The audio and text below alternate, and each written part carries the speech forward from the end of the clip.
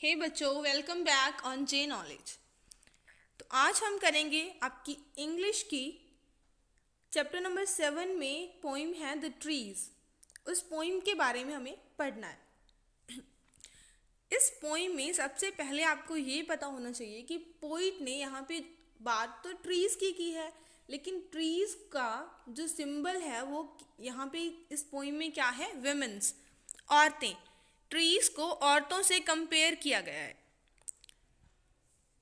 जैसे औरतों को पहले के टाइम में घर से बाहर नहीं निकलने दिया जाता था, वैसे ही पोइट इसमें बात करेंगे कि कैसे ट्रीज को घर के अंदर हमने रखा हुआ है और बाहर के जो फॉरेस्ट हैं वो खाली हैं। फर्स्ट इसमें क्वेश्चन है, can there be a forest without trees? क्या कोई जंगल ऐसा हो सकता है जिसमें ट्रीज ना हो? क्या ऐसा हो सकता है? नहीं, बिना ट्रीज के जंगल नहीं बन सकता। वैसे ही बिना विमेंस के क्या वर्ल्ड, पूरा संसार एग्जिस्ट कर सकता है? नहीं कर सकता। Where are the trees in this poem and where do they go? इस पोइम में जो ट्रीज हैं वो कहाँ पर हैं और वो कहाँ पर जा रहे हैं, वो हम पढ़ने वाले हैं। स्टार्ट करते हैं। Let's start with the first line. The trees inside are moving out into the forest.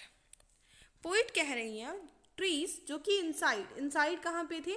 घर पे थे। वो कहाँ जा रहे हैं? अब फॉरेस्ट में जा रहे हैं। जो ट्रीज हमने घर के अंदर बंद किए हुए थे वो फॉरेस्ट में जा रहे हैं। The forest that was empty all these days. वो जंगल जो पिछले कितने ही टाइम से क्या था? खाली था। Where no word could sit. ना तो उसके ऊपर कोई पक्षी बैठ सकते थे, क्योंकि पक्षी तो ट्रीज के ऊपर ही बैठेंगे, लेकिन ट्रीज कहाँ हैं? घर पे हैं। तो नो इंसेक्ट कुड हाइड। ना कोई इंसेक्ट, छोटे छोटे जीव जंतु जो पेड़ों के ऊपर या पेड़ों की जड़ों के नीचे रहते हैं, वो नहीं थे वहाँ पे। नो सन बरी its feet in the shadow. और ना ही सन अपने फीट, पेड़ की जो शेडो बनती है धूप पड़ने से, उसमें से जो सूर्य की हमें किरणें दिखती हैं वो भी नहीं दिख पा रही थी। आपने देखा होगा ना, पेड़ों के नीचे ऐसे इन ब्रांचेस में से, पेड़ों की ब्रांचेस में से जब लाइट पास करती है तो ऐसे ऐसे कुछ शेडोज बनती हैं, तो वो भी नहीं बन पा रही थी बिना ट्रीज के। The forest that was empty all these night. वो जंगल जो इतने टाइम से, इतनी रातों से खाली था, will be full of trees by morning. वो सुबह तक, एक नई सुबह होगी जब उस फॉरेस्ट के अंदर, उस जंगल के अंदर ट्रीज ही ट्रीज होंगे, वो ट्रीज से फुल हो जाएगा। ये तो हमने समझा ट्री के पर्सपेक्टिव में। अब इसको वुमेन से कैसे रिलेट करेंगे? ट्रीज इनसाइड मीन्स जो वुमेन जो घर के अंदर थी, अब वो बाहर आ रही हैं। बाहर मीन्स बाहर की दुनिया में आ रही हैं अपना काम करने के लिए। पहले के ज़माने में बोला जाता था कि जो वुमेन्स हैं, औरतें हैं, वो सिर्फ घर के काम करने के लिए बनी हैं, उन्हें बाहर जाके काम नहीं करना चाहिए। लेकिन अब ऐसा नहीं है, अब लोगों की सोच बदल रही है। अब वुमेन्स भी घर से बाहर जाके काम कर रही हैं, मेंस के बराबर काम कर रही हैं। वो जंगल जो पहले बिल्कुल खाली था, मीन्स कि पहले कोई वुमेन घर से बाहर नहीं निकलती थी, उनको अपनी अपॉर्चुनिटीज़ नहीं मिल पाती थी, उनको काम करने, उनको अपना पोटेंशियल दिखाने के मौके नहीं मिल पा रहे थे। अब एक नई सुबह होगी जब सारी वुमेन्स घर से बाहर आकर मैंस के बराबर जाके काम करेंगी। ये बताया गया आपके फर्स्ट स्टैंजा में। सेकंड देखते हैं। All nights roots work means घर के अंदर जो प्लांट्स लगे हुए हैं उनकी जो रूट्स हैं वो सारी रात वर्क करती हैं। क्या वर्क करती हैं? To disengage themselves from the cracks. Disengage का यहाँ भी मतलब होता है खुद को फ्री करवाना, सेपरेट करना। टू सेपरेट देमसेल्व, खुद को अलग करना। कि जिस बरांडे में या जिस जगह पे वो लगे हुए हैं उसकी क्रैक्स को, क्रैक्स क्या होती हैं? दीवारों में जो छेद पड़ जाते हैं ना, देखा ना, क्रैक्स हो जाती हैं दीवारों में, तो उन क्रैक्स से होके वो बाहर निकलना चाहते हैं, खुद को डिसंगेज करना चाहती हैं। प्लांट्स की रूट, खुद को अलग करना चाहती हैं उस ज़मीन से। इन द वेरांडा फ्लोर, जिस वेरांडे के अंदर वो लगे हुए हैं। The leaves strain towards the glass. अब उस बरांडे में एक खिड़की है जिसके ऊपर ग्लास लगा हुआ है, तो जो पेड़ की जो पत्तियां हैं वो उस ग्लास के ऊपर प्रेशर बना रही हैं। स्ट्रेन मीन्स प्रेशर, ग्लास के ऊपर दबाव बना रही हैं, उसको तोड़ने की कोशिश की जा रही है। Small twigs stiff with exertion, जो छोटी छोटी टहनियाँ हैं ट्विग्स, वो भी प्रेशर लगाते हुए स्टिफ हो गई हैं। लॉन्ग क्रैम्प्ड बोज, लॉन्ग क्रैम्प्ड बोज, क्रैम्प्ड मतलब जो काफ़ी टाइम से रिस्ट्रिक्टेड थी, रिस्ट्रिक्टेड मतलब रुकी हुई थी, बोग्स कुछ branches shuffling under the roof, अब उनमें भी हलचल स्टार्ट हो गई है छत के नीचे।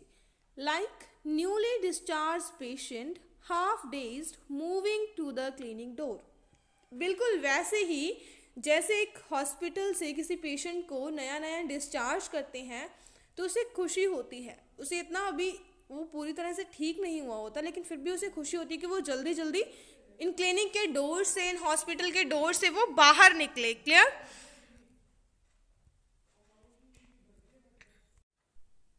तो इस स्टेंजा में आपको क्या बताया गया है कि सारी रात मीन्स कि दिन भर तो विमेन्स काम में लगी होती हैं, तो रात को बैठ के वो सोचती हैं, क्या सोचती हैं वो कि कैसे वो इन परंपराओं को तोड़कर, इनसे अलग होकर वो घर से बाहर निकल के काम कर सकती हैं।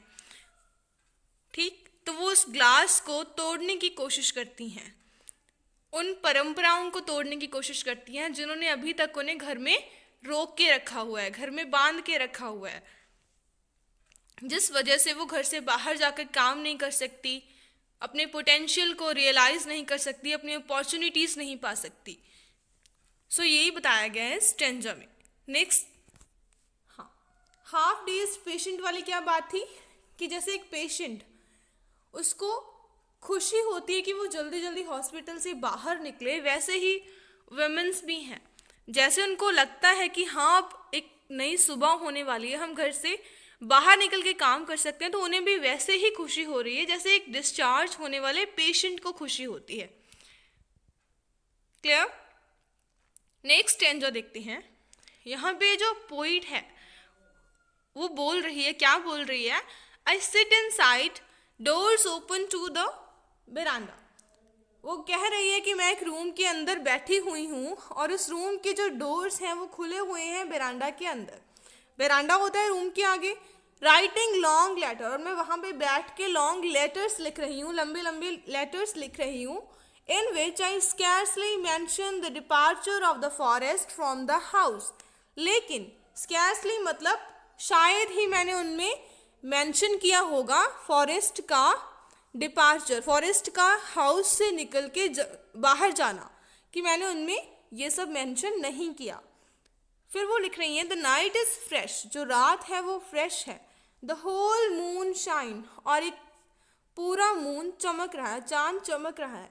इन अ स्काई स्टिल ओपन, ऐसे आसमान में जो खुला हुआ है। The smell of leaves and lichen still reaches like a voice into the room, जो पत्तियां हैं या फिर पेड़ों के ऊपर कुछ पैचेस से लग जाते हैं जिन्हें हम लाइकेन बोलते हैं, उनकी जो स्मेल है वो रूम्स के अंदर आ रही है। क्लियर? सो ये पोइट कह रही है। नेक्स्ट स्टैंजा देखते हैं। My head is full of whisper, poet कहती है कि मेरे दिमाग में बहुत कुछ चल रहा है। विस्पर होता है जैसे हम किसी के कान में कुछ कहते हैं ना धीरे धीरे से, तो फुसफुसाना, उसी को हम विस्पर बोलते हैं कि मेरे हेड में बहुत कुछ विस्पर हो रहा है, मेरे माइंड में बहुत कुछ चल रहा है। विच टुमारो विल बी साइलेंट, जो कल तक बिल्कुल शांत हो जाएगा। लिसन, ध्यान से सुनो। द ग्लास इज ब्रेकिंग, कि जो ग्लास है वो टूट रहा है, ब्रेक हो रहा है। ग्लास इज ब्रेकिंग मीन्स कि जो रूढ़िवादी लोगों की परंपराएं हैं, उनकी पुरानी सोच है वो टूट रही है, वो बदल रही है। The trees are stumbling forward, और जो ट्रीज हैं वो आगे जा रहे हैं, स्टम्बल कर रहे हैं। स्टम्बल जैसे भीड़ से निकल के कोई आगे जाता है तो उसे स्टम्बलिंग बोलते हैं, कि वो भी आगे जा रहे हैं। इनटू द नाइट, नाइट के टाइम में wind rushes to meet them, और जो हवा है वो उनसे मिलने को आतुर हो रही है। The moon is broken like a mirror, कि देखो चांद जो है वो एक शीशे की तरह टूट गया है। Its pieces flash now in crown of the tallest oak tree, कि अब इसके पीसेस हम देख सकते हैं टॉलेस्ट ओक ट्री के पीछे से। इसमें राइटर ने क्या एक सीन बताया कि ओक ट्री एक लंबा सा ट्री होता है, वो उस ट्री के पीछे एक फुल मून को देख रही है, और ट्री के अंदर में से देखने से ऐसा लगता है कि जैसे वो चांद टूट गया हो, बिल्कुल एक शीशे के जैसे वो टूट गया हो। सो इस पोइम की जो पोइट है उनका नाम है एंड्रीन रिच। उन्होंने ये बहुत ही ब्यूटीफुल सी पोइम लिखी है।